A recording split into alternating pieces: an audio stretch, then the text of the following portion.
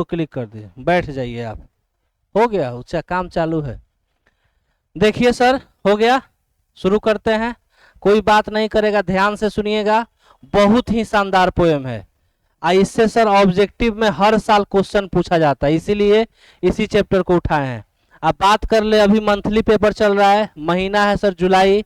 Monthly paper आपको दिख रहा होगा, जुलाई का है, ऊपर में जुलाई दिख रहा है ना। और जुलाई मंथ में केवल और केवल इस चैप्टर से क्वेश्चन पूछा गया है 5। कितना क्वेश्चन? 5 क्वेश्चन पूछा गया है। और सारा क्वेश्चन इसी ब्रह्मास्त्र बुक से है, A to Z क्वेश्चन, एक को क्वेश्चन बाहर नहीं गया है। इत्तेफाक से हम बता दें, एक भी क्वेश्चन अब फाइनल एग्जाम में अगर इस बुक को कोई कर लेता है ना, तो उसको अदर कोई बुक देखने का जरूरत ही नहीं पड़ेगा। और रह गया बात आप लोग विद्यार्थी के लिए, तो ये बुक हम आपको 1 से 2 दिन में आपको प्रोवाइड करवा देंगे। जो जो एडमिशन ले लिए हैं कल उनको मिल जाएगा ई बुक। जाइएगा कहीं भी पढ़ने के लिए, फिजिक्स केमिस्ट्री मैथ बायोलॉजी, तो इस किताब को जरूर ले जाइएगा, ठीक? ले जाइएगा, पढ़िएगा नहीं। फिजिक्स का किताब निकालते वक्त या बुक कॉपी निकालते वक्त बीच में रखे रहिएगा। फिजिक्स का कॉपी निकालिएगा, इहो साथ में निकलेगा। आपका दोस्त पूछेगा देखे रे कोची है, तो उसको दिखा दीजिएगा कि ये पवन सर का ब्रह्मास्त्र है। ठीक, समझ में आया ना? इससे प्रचार होगा, दिमाग लगाना है कैसे प्रचार करना है। आपको कहना नहीं पड़ेगा, सिर्फ खाली फिजिक्स के कॉपी में घुसाइए, फिजिक्स के क्लास में जाइए, फिजिक्स का कॉपी निकलेगा, साथ साथ ये भी निकल जाएगा। अगल बगल वाला देखेगा कि कॉपी निकाल रहा है, और जैसे निकालिएगा ना तो उसके आंख पे रिफ्लेक्ट होगा ये वाला जो कलर है, चूंकि कलरफुल है तुरंत आंख पे रिफ्लेक्ट हो जाएगा। जब आंख पे रिफ्लेक्ट होगा तो पूछबे करेगा ये क्या है, तो बता दीजिएगा उसको पवन सर का ब्रह्मास्त्र है। ठीक है, चलिए हम लोग पोएम का शुरुआत करते हैं सर। चैप्टर का नाम है एन एपिटाफ, और यह जो चैप्टर है सर पोएट्री चैप्टर है, मतलब कि एक तरह छोटा सा पोएम है, छोटा सा पोएम। और इस पोएम को लिखने का काम, अब आपका बोर्ड पे बिल्कुल ध्यान रहे, मोबाइल ये सब रंगना रंगना बंद करो, तो वो सब हॉस्टल में रंगना बंद करो, बता देते हैं ना तो फाड़ देंगे कॉपी। यहाँ हम पढ़ा रहे हैं, तुम किताब से रंगना चालू कर दी, ऐसे नहीं ना होता है। तो चंदन जी को फोन करेंगे आज, भैया को तुम्हारे, आज रुको फोन करते हैं।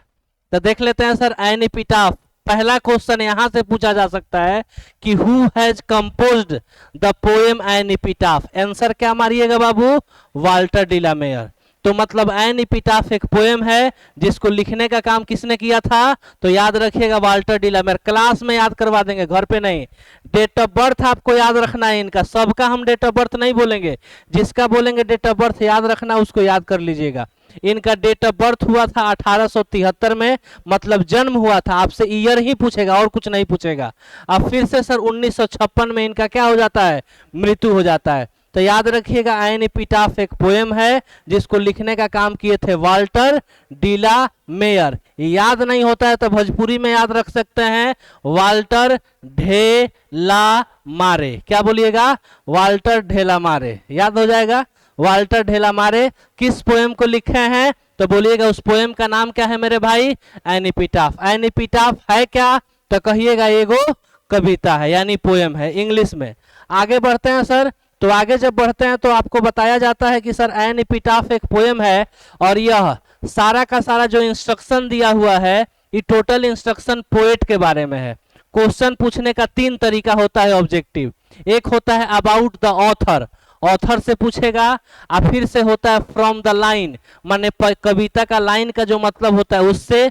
कभी कभी क्या करता है, किसी भी कविता का, किसी भी पोएम का कोई भी लाइन उठा के दे देगा और कहेगा बताइए कि इस पोएम का लाइन कहाँ से लिया गया है, इस पोएम के लाइन को लिखने वाले व्यक्ति का क्या नाम है। तो 3 तरीका हो गया सर। तो पहला तरीका ऑब्जेक्टिव क्वेश्चन यहाँ से पूछता है कि इसके ऑथर के बारे में। तो याद रखने वाली बात क्या था कि पोएम का नाम था एन एपिटाफ। एन एपिटाफ एक कविता था, लिखने का काम कौन किए थे? वाल्टर ढेला मारे। अब वाल्टर डिलामेयर का जन्म 1873 ईस्वी में, और मृत्यु कब हुआ था? तो 1956 ईस्वी में। इतना याद रखेंगे, इतना याद रखेंगे। तो देखिए सबसे पहले इसको हमने क्या किया सर, लैंग्वेज में लिख दिया है कि बच्चे को आगे चल के दिक्कत ना हो। तो देखिए सबसे पहला लाइन कहता है कि this poem has been composed by an English poet. Walter de la Mare, मतलब कि इस पोएट का जिनका नाम हम ले रहे हैं वाल्टर डिलामेयर इंग्लिश पोएट हैं। इसका मतलब कि इनका जन्म कहाँ हुआ था बाबू?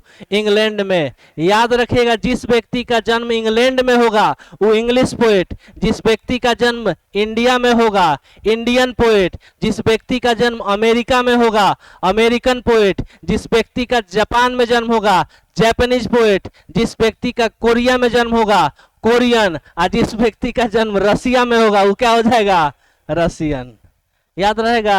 आगे बढ़ते हैं तो देखिए बोला गया कि he was born in the village of Charlton, मतलब कि चार्ल्टन एक छोटा सा गांव है, वो जो जगह पड़ता है केंट, इंग्लैंड में जगह पड़ता है। आपको इतना याद नहीं रखना है, सिर्फ सिंपली याद ये रखना है कि वाल्टर डिलामेयर का जन्म कहाँ हुआ था? इंग्लैंड में हुआ था। इंग्लैंड अगर नहीं याद रहे तो क्या याद रखिएगा? चार्ल्टन केंट इन इंग्लैंड, बस इतना याद रखिएगा। ई पूछेगा नहीं तो ये पूछेगा। आगे बढ़ जाते हैं तो फिर लिखा गया, लेकिन जब वाल्टर डिलामेयर 4 साल के थे, at the age of 4 years, जब 4 साल के थे तो इनके पिताजी का डेथ हो जाता है, इनके पिताजी मर जाते हैं। इस वजह से इनके पूरे के पूरे परिवार को कहां शिफ्ट होना पड़ता है? लंदन में शिफ्ट होना पड़ता है। आगे बढ़ा जाए तो आगे बढ़ते हैं तो देखिए लिखा गया कि पोएट जो है 4 साल के थे तो इनके पिताजी का मौत हुआ। अब 4 साल के थे, पिताजी का मौत होता है तो यह बच्चों के लिए गाना लिखना शुरू करते हैं। किसके लिए गाना? बच्चों के लिए। इस नाते इन्हें हम किस पोएट के नाम से जानते हैं? Children's poet. आपसे क्वेश्चन कहा जाएगा कि who is known as children's poet, answer क्या मारिएगा? Walter de la Mare. आपसे क्वेश्चन पूछा जाएगा which of the following is known as children's poet, तो आंसर क्या मारिएगा? Walter de la Mare. या फिर ऐसे पूछेगा कि Walter de la Mare is remembered as dash poet, answer क्या होगा सर? Children's poet. दोनों तरीका याद रखना है। वाल्टर डिलामेयर को चिल्ड्रंस पोएट के नाम से जानते हैं या फिर चिल्ड्रंस पोएट कौन है? तो वाल्टर डिलामेयर। आगे बढ़ जाते हैं सर। लिखा गया जिस पोएम की हम बात कर रहे हैं, जिस पोएम का नाम मेरे भाई एन एपिटाफ है, उस पोएम को ध्यान से सुनिएगा, उस पोएम को लिखने का मेन मकसद क्या था? कहा जा रहा है कि he makes us aware in human condition of modern life. अब जरा सुना जाए, मॉडर्न लाइफ का मतलब आधुनिक जमाना, आधुनिक जिंदगी। आधुनिक जिंदगी में जो इंसान जिस शर्तों को मानने के लिए इन ह्यूमन का मतलब मानव हो गया, इन का मतलब अमानव, मतलब कि जो व्यक्ति जिस चीज को मानने के लिए तैयार नहीं होता है उसी के प्रति हम लोग को क्या कर रहे हैं? अवेयर का मतलब होता है जागृत कर देना, जागरूक कर देना। तो हम लोगों को जागृत कर रहे हैं। जागरूक कर किस बात के लिए जागरूक कर रहे हैं सर? ध्यान से सुना जाए। इस पोएम में एक खूबसूरत महिला के बारे में बताया गया। तो महिला के बारे में बताया गया, उस महिला को अपने खूबसूरती पे घमंड था, नाज था। तो उसको इस बात का यह मतलब पता चलता है कि जो मेरी खूबसूरती है, जो मेरी ब्यूटी है, जो मेरी सुंदरता है, मेरे साथ अंतिम क्षण तक रहेगी। लेकिन इस बात को अगर हम गहराई से जानने की कोशिश करें तो कोई ऐसा व्यक्ति धरती पे ऐसा नहीं हुआ है कि उसकी सुंदरता उसके साथ अंतिम क्षण तक रहे। क्या ऐसा हो सकता है? बिल्कुल भी नहीं हो सकता है। आप बचपन में कुछ और दिखेगा, जवानी में कुछ और, जैसे जैसे उम्र ढलते जाएगा आपकी सुंदरता भी क्या होती जाएगी? ढलते जाएगी। तो पोएट यही बात बोल रहे हैं कि मानव उस चीज को, उस शर्तों को मानने के लिए तैयार नहीं होता है, लेकिन पोएट जागृत कर रहे हैं और हम सभी को अवेयर कर रहे हैं कि नहीं, ये बात गलत है, आप इस चीज पे मानिए, यह चीज बिल्कुल गलत है। आगे बढ़ जाते हैं तो देखिए पोएम के बारे में बोला गया कि इस पोएम में सुंदरता की सच्चाई को बताया गया है। सुंदरता की सच्चाई क्या होती है कि हम सबको या फिर किसी लड़की को बोलते इतना सुंदर हूं मैं, क्या करूं? तो इतना सुंदर, जैसे कोई भी व्यक्ति होता है बहुत ज्यादा खूबसूरत हो गया तो उसको अपने खूबसूरती पे घमंड हो जाता है।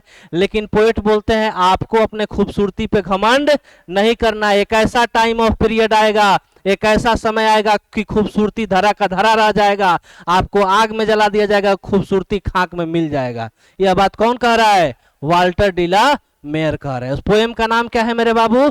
N epitaph. कितने साल के थे तो इनके पिता का मौत हुआ था? 4 साल के। इनका जन्म कहाँ हुआ था? इंग्लैंड में जन्म हुआ था। इनको किस पोएट के नाम से जानते हैं? देखिए सर, याद हो रहा है ना सर? धीरे धीरे सब कुछ याद हो जाएगा। आगे बढ़ते हैं तो पोएम बोला गया कि the poet talks about a beautiful lady. इस पोएम में पोएट जो है एक खूबसूरत लेडी, लेडी का मतलब होता है महिला, के बारे में बात करते हैं। हु इज नाउ लाई, लाई का मतलब होता है लेट जाना। लेटने का मतलब यह सेंस है कि महिला मर चुकी है, और महिला को ग्रेव यार्ड, ग्रेव यार्ड का मतलब क्या होता है, कब्र में लेटाया गया है। आपको बता दें for your kind information, America में या फिर इंग्लैंड में अंतिम संस्कार जला के नहीं किया जाता है, दफना के किया जाता है। कोविड के समय हमको पता चला था।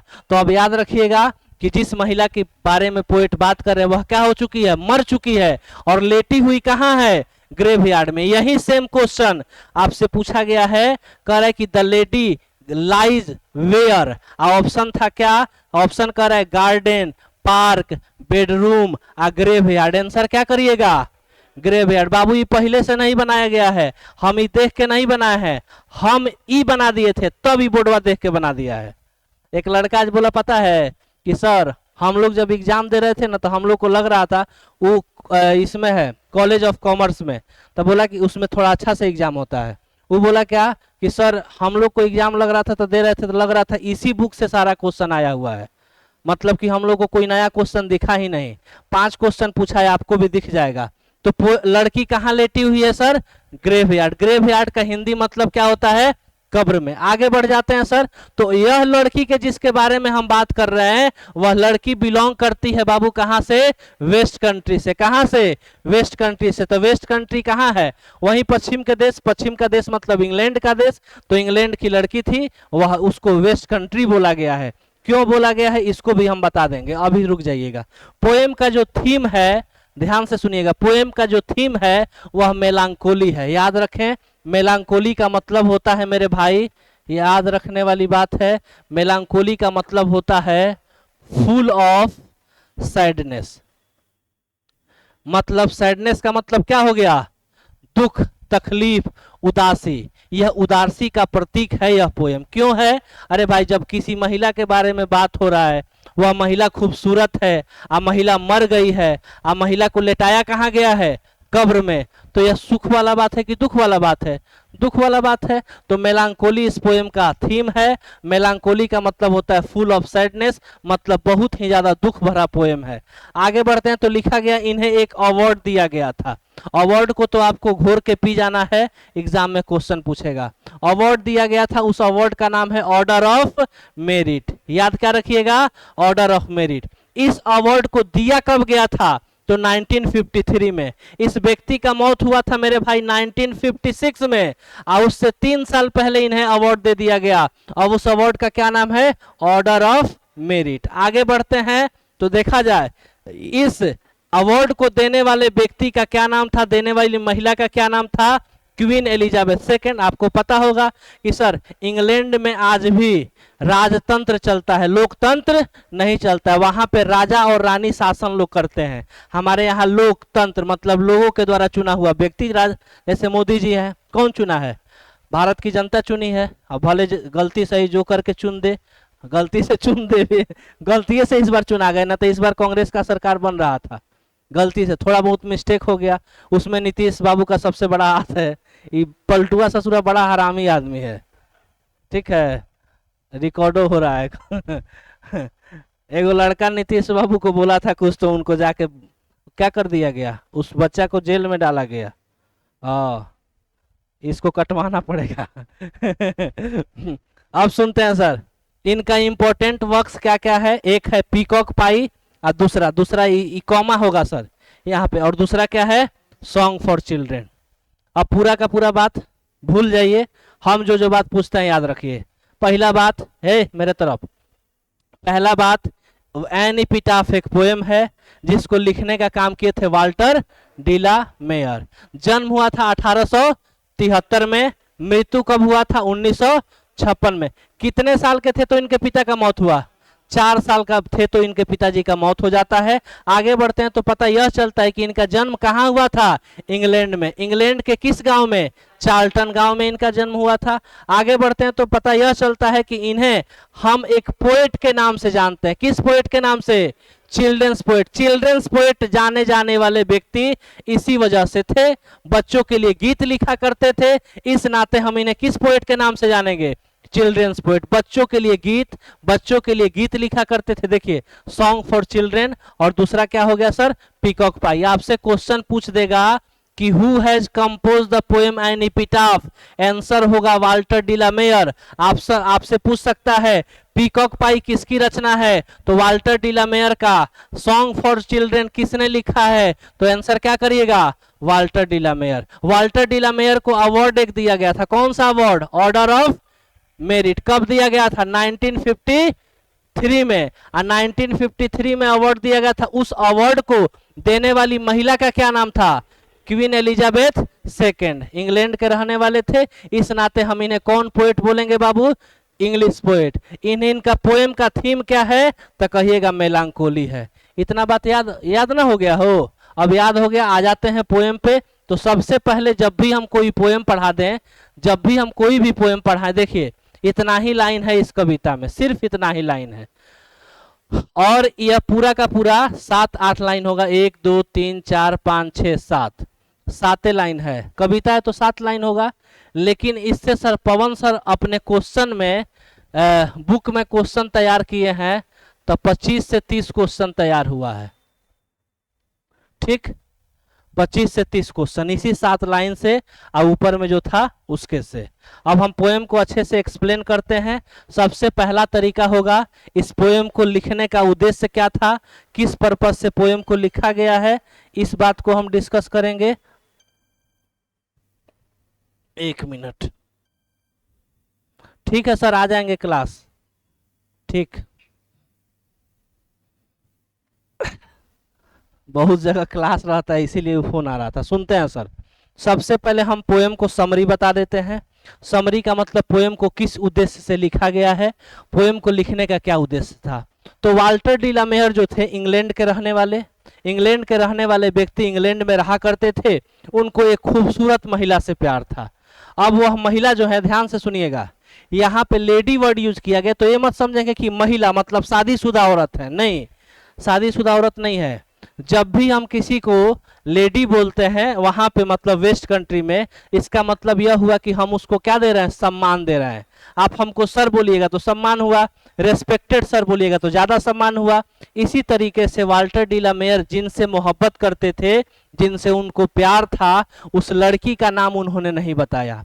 नहीं बताने का रीजन यह है कि वाल्टर डी ला मेयर नहीं चाहते थे कि जिस लड़की से मैं मोहब्बत करता था, ध्यान से सुनिएगा गहराई को, वाल्टर डी ला मेयर कहते हैं, आवाज पीछे तक जा रहा है, वाल्टर डी ला मेयर कहते हैं कि मुझे जिस लड़की से मोहब्बत था और उस लड़की का मैं नहीं हो सका, इसका मतलब यह हुआ कि लड़की उम्र से पहले मर गई थी, तब न ग्रेव यार्ड में लेटाया गया। तो पोएट बोलते हैं कि जिस लड़की से मुझे बेइंतहा मोहब्बत था, जिस लड़की से मैं मतलब कि इतना ज्यादा प्यार करता था कि मैं उस प्यार को बयां नहीं कर सकता, और बीच मझधार में मतलब कि बीच दुनिया में ही मेरा हाथ छोड़ के वह लड़की चली जाती है। इसका मतलब यह हुआ सर कि वाल्टर डी ला मेयर नहीं चाहते हैं जो लड़की इस दुनिया को छोड़ के चली गई, जिससे उनको बेहद मोहब्बत था, वह लड़की जब दुनिया ही छोड़ के चली गई, तो उस लड़की का नाम लेके उस लड़की को बदनाम करने से फायदा क्या है। तो वाल्टर डी ला मेयर ने इसीलिए उस महिला का नाम नहीं बताया है। पोएम में कहीं पे उस महिला का चर्चा नहीं किया गया। इसलिए वाल्टर डी ला मेयर चाहते तो उस महिला का नाम भी ले लेते, महिला का नाम लेते उसकी आइडेंटिटी होती, तो पता चलता कि अरे तरीके वाल्टर डी ला मेयर की तो प्रेमिका यह थी, तो पूरे के पूरे इंग्लैंड में यह क्या हो जाता, बवाल बन जाता। इसीलिए वाल्टर डी ला मेयर नहीं चाहते हैं कि जिस लड़की से मुझे मोहब्बत है वह लड़की का आइडेंटिफिकेशन कोई जाने। जब वह दुनिया में ही नहीं रही तो उसके साथ मैं अपने प्यार को कुर्बान कर देता हूं। और वाल्टर डी ला मेयर इतना इमोशनल पोएम लिख देते हैं उस लड़की के याद में, इतना इमोशनल पोएम। तो उस लड़की के लिए वाल्टर डी ला मेयर कहते हैं, क्या कहते हैं कि तू मेरी आसमां हो, मेरी चांद हो, मेरी नूर हो, तू मेरी पहली मोहब्बत न सही मगर आखिरी जरूर हो। इस बात का मतलब क्या निकलता है, इस बात का मतलब यह निकलता है कि सर तुम ही मेरी सब कुछ थी, तू मेरी पहली मोहब्बत न सही मगर आखिरी जरूर हो। इसका मतलब यह हुआ कि वाल्टर डी ला मेयर उस दिन के बाद से अपनी जिंदगी में किसी लड़की से मोहब्बत नहीं किए थे। बहुत गहरा प्यार था। और बोलते हैं क्या कि इश्क और लहू दोनों का रंग फीका हो नहीं सकता, मैं तेरा हो गया हूं और किसी का हो नहीं सकता। आगे बढ़ते हैं तो सर पोएम में यह बात को जाहिर करते हैं और बोलते हैं कि जैसे ही वाल्टर डी ला मेयर को पता चलता है कि जिस लड़की से मुझे बेइंतहा मोहब्बत था वह लड़की इस दुनिया छोड़ के चली गई है। आपको पता है कि 4 साल की उम्र में वाल्टर डी ला मेयर का मौत हो जाता है। तो वाल्टर डी ला मेयर को जब मौत हो जाता, सॉरी 4 साल उनके पिताजी का जब मौत हो जाता है, लंदन चले जाते हैं। लंदन शिफ्ट हो गए थे ना, लंदन शिफ्ट हो गए। अब पता चल रहा है किनको, वाल्टर डी ला मेयर को, कि जिस लड़की से मुझे मोहब्बत था, जिसके साथ मैं जीने मरने का कसम खा चुका था, उसी के साथ जीना था, उसी के साथ मरना था, अब वह लड़की इस दुनिया में नहीं रही। तो Walter de la Mare London से वापस आते हैं, फिर कहाँ पे, चार्ल्टन केंट पे, और पहुंचते हैं उस महिला के कब्र के पास। वहां पे कब्रस्तान था, वहीं पे पहुंचते हैं और पहुंचकर उस महिला को खोजते हैं। उस कब्रस्तान में जाकर खोजते हैं कि इस महिला का कब्र कहाँ है, जिस लड़की से मुझे मोहब्बत था उस लड़की है कहाँ, उसे कहाँ लेटाया गया है, उसका अंतिम संस्कार कहाँ हुआ है। और वहां पहुंचते हैं। जैसे ही पहुंचते हैं तो मेरे भाई याद रखिएगा, जहां पे अंतिम संस्कार होता है वहीं पे उस व्यक्ति का, यहाँ पे अगर उसको लेटा दिया गया था, ऐसे माथा के सामने कुछ बनाया जाता है कि नहीं बनाया जाता है, ऐसे करके बना दिया जाता है, देखे हैं जी, हाँ। तो ऐसे बन जाता है, इसी को हम एनिपिटाफ बोलते हैं। तो अब क्या होता है कि वाल्टर डी ला मेयर, वहीं पे नाम लिखा हुआ था, और वाल्टर डी ला मेयर जब जाते हैं तो बोलते हैं क्या, कि here lies a most beautiful lady. देखिए पहला लाइन यही कहता है, हमको लाइन बाई लाइन याद है। पोएट कहते हैं कि here lies a most beautiful lady, कह रहे हैं कि यहाँ लेटी हुई जो महिला है, मतलब कि बहुत ही खूबसूरत महिला है। पोएट कह रहे हैं कि यह किसी साधारण महिला का कब्र नहीं है, यह किसी वेस्ट कंट्री की ऐसी वैसी महिला का कब्र नहीं है, ऐसी वैसी लड़की का कब्र नहीं है। इस कब्र में जिस महिला को लिटाया गया है वह वेस्ट कंट्री की सबसे खूबसूरत महिला है। तो आपसे क्वेश्चन पूछा जाएगा कि वाल्टर डी ला मेयर अपनी अपनी प्रेमिका का तुलना किससे कर रहे हैं, तो कहिएगा ब्यूटीफुल लेडी से कर रहे हैं। अब जिससे जिसको मोहब्बत होता है तो उसी को अपना खूबसूरत मान लेते हैं। इसीलिए बोला जाता है प्यार नहीं जाने ला गोर बाकी करिया, और दिल में समा जाला दिल के भीतरिया। प्यार को नहीं पता रहता है कि ये गोर है कि करिया है कि सांवर है कि पीला है, और जाके दिल के भीतरिया डायरेक्ट समा जाता है। तो पोएट कहते हैं कि यह जो कब्र है, यह किसी साधारण महिला का कब्र नहीं है, इस कब्र में एक खूबसूरत महिला को लेटाया गया है। हालांकि यह लड़की कोई साधारण लड़की नहीं थी। Light of step and heart वो सी, जिस लड़की को छोटे छोटे कदमों से चलने का आदत था, उसके चेहरे पे हमेशा चंचलता छाई रहती थी। देखिए ना, मर जाने के बाद लेट गई है यह लड़की इस कब्र में लेटी हुई है, और मर जाने के बाद कितना शांतचित्त हो गई है। इसके चेहरे पे तो हमेशा चंचलता छाया रहता था, मर जाने के बाद यह लड़की को क्या हो गया है, इसको जगाइए और इसको कोई बताइए कि तुम चंचल लड़की हुआ करती थी, एक चंचल शोक हसीना, मतलब कि बहुत ही शानदार, मतलब कि तुम्हारे चेहरे पे चंचलता छाया रहता था, मर जाने के बाद तुम इतना शांत क्यों हो गई हो। अपनी प्रेमिका से सवाल पूछते हैं और फिर से कहते हैं मुझे ऐसा लगता है कि यह वेस्ट कंट्री की कोई ऐसी साधारण महिला नहीं थी, यह वेस्ट कंट्री की सबसे खूबसूरत महिला थी। ना तो वेस्ट कंट्री में ऐसी कोई खूबसूरत महिला थी, ना ही कोई खूबसूरत महिला होगी। यह बात कौन बोलता है sir, Walter de la Mare. और फिर से लास्ट लाइन बोलते हैं पोएट, लेकिन इसको अपने खूबसूरती पे नाज था, फक्र था, घमंड था, लेकिन याद रखिएगा one day or the other, एक ना एक दिन ब्यूटी पासेस। यहाँ पे लाइन लिखा गया, लाइन बाय लाइन डिस्कस करेंगे। ब्यूटी पासेस, इंसान की खूबसूरती क्या हो जाती है, समाप्त हो जाती है। ब्यूटी वैनिसेस, ब्यूटी गायब हो जाती है। जैसे जैसे आपका एज आता है आपका खूबसूरती क्या हो जाता है, ढल जाता है। आज हम इतना यंग छिले हुए अंडे की तरह लगते हैं, बाद में 2-4 साल बाद कटहल की तरह लगने लगेंगे ना। बात समझ रहे हैं क्या, वाटर नीचे मिलेगा, सुना जाए तो हमने बोला क्या कि आज छिले हुए अंडे की तरह लग रहे हैं, जैसे जैसे टाइम आएगा कटहल की तरह लगने लगेंगे, फिर ऐसा टाइम आएगा फिर भरता बन जाएगा, अब भरता बन जाने के बाद टिकट कट जाएगा, मतलब कि मौत हो जाएगा। तो पोएट बोलते हैं कि हालांकि इस लड़की को, ये वेस्ट कंट्री की सबसे खूबसूरत महिला तो थी, लेकिन इस लड़की को अपने खूबसूरती पे नाज था, फक्र था, घमंड था। लेकिन मेरे भाई याद रखिएगा, आपकी खूबसूरती आपके ज्यादा दिन आपके साथ नहीं रह सकता है। जो भी इंसान जिस धरती पे उसका जन्म हुआ है, एक ना एक दिन उसकी खूबसूरती क्या हो जाएगा, ढल जाएगा, समाप्त हो जाएगा। और पोएट बताते हैं कि when I crumble who will remember, मतलब कि जब मैं मर जाऊंगा, हे मेरी प्रियतमा, हे मेरी जाने मन, याद रखो इस बात को, जब तुम मर गई तो मैं रोते बिलखते तुम्हारे कब्र के पास आया हूं, लेकिन इस बात को याद रख लेना, रिमेंबर दिस थिंग्स, इस बात को याद रखना, मेरे मृत्यु हो जाने के बाद, जब मेरी मृत्यु हो जाएगी तो तुम्हें वेस्ट कंट्री का कोई व्यक्ति याद नहीं रखेगा, कोई व्यक्ति तुम्हें याद नहीं करेगा। इतना बात आप समझ गए? पोएम किस प्रोस्पेक्टिव से लिखा गया समझ में आया? किसके लिए लिखा गया समझ में आया? या तो मेन पोएट का मकसद क्या समझाना है? सुंदरता पे घमंड नहीं करना है। ठीक है, आगे देखिए, लाइन बाय लाइन पढ़ते हैं, इसीलिए पहले समरी बता दी, अब लाइन बाय लाइन आते हैं।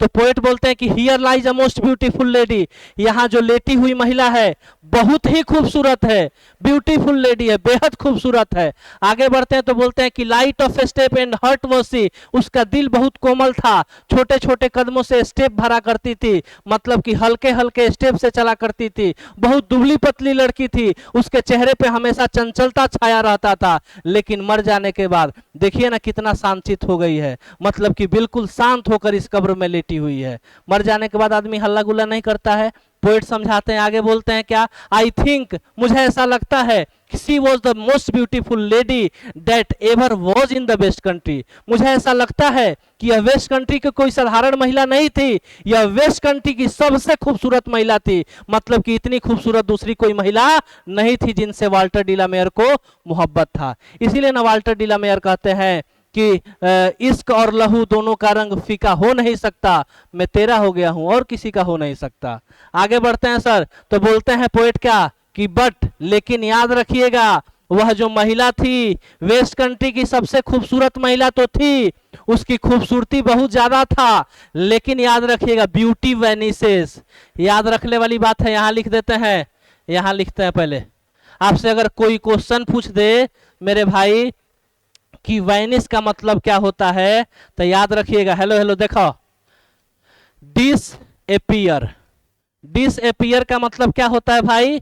गायब हो जाना, गायब होने का मतलब होता है समाप्त हो जाना। पोएट कहते हैं कि याद रखना कि तुम मानते हैं कि तुम वेस्ट कंट्री की सबसे खूबसूरत महिला थी, लेकिन तुमको अपने खूबसूरती पे नाज था, फक्र था, घमंड था, लेकिन याद रखना बट ब्यूटी वैनिसेस, ब्यूटी गायब हो जाती है, ब्यूटी पासेस, ब्यूटी समाप्त हो जाती है, however rare rare it be, चाहे यह कितना भी दुर्लभ क्यों ना हो, कितनों लीपा पोती करके आप अपना थोबड़ा चमकाइए, धुलने के बाद आप वहीं बन जाइएगा। बात समझ में आ रहा है? ये लड़की लोग को समझाना चाहते हैं कि चाहे कितना हूं लीपा पोती करिएगा, कितना हूं मेकअप करिएगा, एक दिन ऐसा टाइम ऑफ पीरियड आएगा जब आप बूढ़े हो जाइएगा, वो लीपा पोती, फाउंडेशन, मस्कारा, आईलाइनर किसी काम का नहीं होगा। बात समझ में आ रहा है? ते होती है खूबसूरती सच्चाई की। अब आ जाते हैं, बस लास्ट लाइन है sir.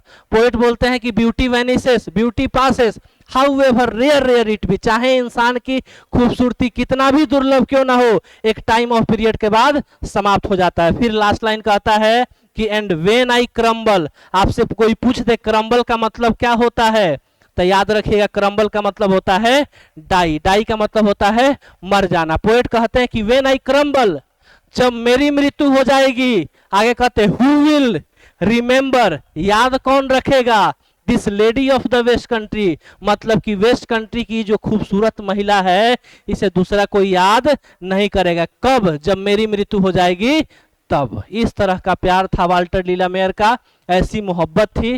Walter de la mayor अपने प्रेमिका को समझाते हुए बता रहे हैं। 5 मिनट में देखिए ऑब्जेक्टिव क्वेश्चन हम बना लेते हैं, और देखिए सारा का सारा क्वेश्चन बन जाएगा, 95% क्वेश्चन बना लीजिएगा। देखिए लिखते हैं सर, क्वेश्चन याद रहेगा पक्का ना? चलिए, कहाँ गया, यहां होगा।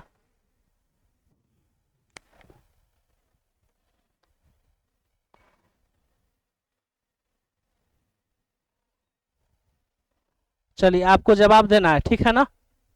आ गया, देखिए क्वेश्चन यानी पिटाफे पहले है। देखिए इसको करते हैं बड़ा, तू आ जाए बाबू। पहला क्वेश्चन कहता है कि Walter de la Mare makes us aware of dash, क्या होगा? In human condition of modern. सब लोग बोलेगा Walter de la Mare born in the year, कब जन्म हुआ था? 1873, ऑप्शन नंबर सी। आगे बढ़ते हैं। एन इपिटाफ, ना पहले हम बोलेंगे तब।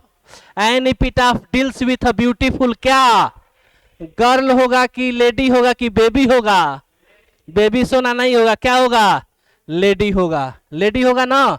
आगे बढ़ते हैं। द लेडी मेंशनड, यह क्वेश्चन आज के पेपर में पूछा है, आजे वाला में कह रहा है क्या कि the lady mentioned in the poem an epitaph belongs to, जिस महिला की बात कर रहे हैं Walter de la Mare, belong कहां से करती है? West country, option number C. 5 number अभी नहीं बनेगा। पोएम में कहता है कि क्रम्बल का मतलब क्या होता है? सफर होता है, डाई होता है, लाइव क्या होता है? डाई, मर जाना होता है। आगे, the tone of the poem an epitaph means to, poem का टोन क्या है? मेलांकोली, ऑप्शन नंबर क्या हो जाएगा? बी। आगे, who has compose the poem an epitaph and Walter de la Mare, option कहता है सर कि वाल्टर डी ला मेयर किस सेंचुरी से बिलोंग करते हैं? सुनिए, सुना सुना सुना। बाबू जन्म हुआ था, मृत्यु हुआ था 1956 में, 56 में हुआ था ना, तो अभी चल रहा है 2024, तो अभी हम कौन सा सेंचुरी बोलते हैं? 21वीं, यानी एगो बढ़ा के बोला जाता है। 1956 तक जिंदा थे तो कौन हो जाएगा? 20th century, 20th century. आया समझ में? आगे बढ़ा जाए।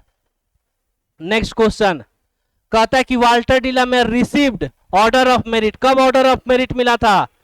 1953, option number C. Walter de la Mare was dash, क्या थे? पोएट भी थे। आगे बढ़ जाते हैं sir. Walter de la Mare showed interest dash theme, किस थीम का यह पोएम है? ओल्ड, मेडाइवल, लव, क्या हो जाएगा? लव होगा ना। आगे देखा जाए, the Walter de la Mare has written the poem, किस पोएम को लिखे हैं? An epitaph. Walter de la Mare new dash और dash who is now dead, जानते हैं एक किसको जो मर चुकी है? किसको? गर्ल को, बॉय को, लेडी को, क्या होगा? लेडी। आगे कहता है कि द पोएट फील्स, पोएट को ऐसा लगता है, आफ्टर हिज डेथ, माने उनके मृत्यु के बाद, उनके मृत्यु के बाद, nobody will dash her, कि मतलब उनकी प्रेमिका को कोई क्या नहीं करेगा? याद नहीं करेगा। ऑप्शन देख लेते हैं बाबू। ऑप्शन आजा आजा आजा, नीचे नहीं खे? अरे नहीं भाई, ऊपरे है। एक के चीज को हम 10 12 बार 15 बार पढ़ाए हैं, कैसे कह रहे हैं ऊपर है? नीचे है। क्या होगा आंसर? रिमेंबर हो जाएगा। पोएट थिंक्स दैट, पोएट को क्या ऐसा चीज लगता है? That is not ever lasting.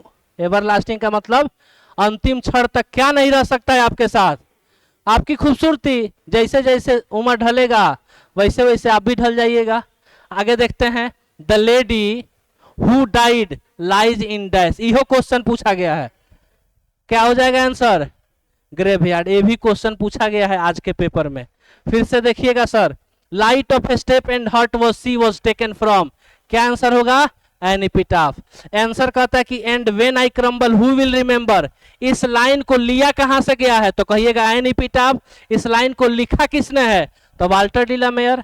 आगे देखते हैं। Which poem does the poet express his sad feeling, किस पोएम में अपने सैड फीलिंग को दर्शाते हैं एक खूबसूरत महिला के लिए? एन इपिटाफ। ई अभी नहीं बनेगा।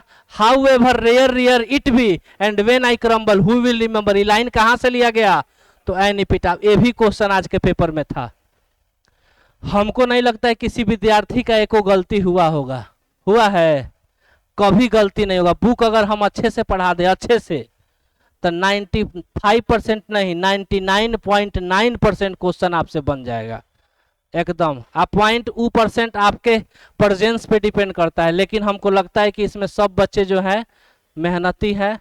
वो टेस्ट लेंगे तो पता चल जाएगा कितने मेहनती हैं। ठीक, इसको बंद कर दीजिएगा बाबू। आप आके जहां दबाए थे वहीं दबा दीजिए। चलिए 4:05 हो गया है और रुक जाइएगा।